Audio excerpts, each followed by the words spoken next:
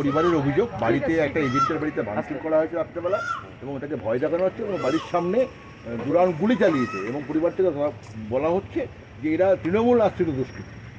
এরকম কোনো খবর নেই। অবাধ শান্তিপূর্ণ ভোট হচ্ছে। রানাঘাট লোকসভার ক্ষেত্রে আমরা নো ভায়োলেন্সে বিশ্বাস করেছিলাম, এবারও তাই। আমাদের তরফ থেকে নো সিঙ্গেল ইনসিডেন্ট। আমি যতদূর শুনেছি, যা অভিযোগ এসছে আমার কাছে রাত 1টা-1:30 পর্যন্ত এবং সকালবেলায়ও এত ফোন এসছে যে আমি ফোন ধরে উঠতে পারছি না। বিভিন্ন জায়গায় ইউপি বিহার থেকে বজরং দলের গেরুয়া জঙ্গিরা ঢুকেছে। তারা আমাদের যে গড়গুলো আছে তৃণমূল কংগ্রেসের ভোটার, সেখানে গিয়ে রাত থেকে ধমকাচ্ছে চমকাচ্ছে এবং বিভিন্ন রকম সন্ত্রাসের বাতাবরণ তৈরি করছে যাতে বেরোতে না পারে।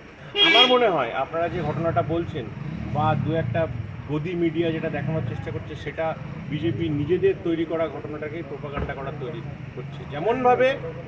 যেমনভাবে পশ্চিমবঙ্গকে দ্বিতীয় কাশ্মীর হিসেবে বিজেপি সারা ভারতবর্ষে হিন্দি বলায় পোর্ট্রেট করতে চেয়েছিল যে হিন্দুদের উপরে প্রচণ্ড অত্যাচার হচ্ছে, একই রকম ঘটনা আপনাদের তরফ থেকে আগে দেখানো হচ্ছে। মনোজ বিশ্বাস যে প্রার্থী তিনিও দাবি করছেন ঠিক একই পাল্টা, যে তৃণমূল প্রার্থী তিনি বহিরাগত প্রচুর মানুষ থেকে ভোট করেন। মনোজ বিশ্বাসই তো বহিরাগত, তিনি এখানকার চরিত্র, এখানকার মানুষ, এখানে কারা আছে, কী হয়, বিজেপির লোকজনই ওনাকে চেনে না। আর এসব আজগুবি গল্প। রাত্রেবেলায় উল্টোপাল্টা স্বপ্ন দেখেছেন, উল্টোপাল্টা খেয়েছেন। দাদা, পায়রাঙ্গার প্রীতিনগরে তৃণমূলের বিরুদ্ধে নেওয়া হয়েছে যে বিজেপির সদস্যের বাড়িতে ভাঙচুর হয়েছে, কি বলবেন? এটা একদমই একটা প্রোপাগান্ডা।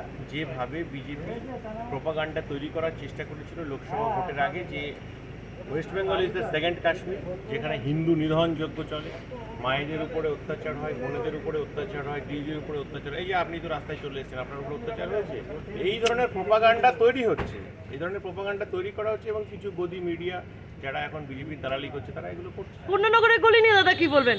এটা বজরং দলের গেরুয়া জঙ্গিরা ঢুকেছে ভাই, তারা এলাকায় সন্ত্রাস করছে, নিজেদের মধ্যে সংঘর্ষটাকে বিজেপির দালালরা এটাকে অন্য তৃণমূলের উপর চাপানোর চেষ্টা করছে।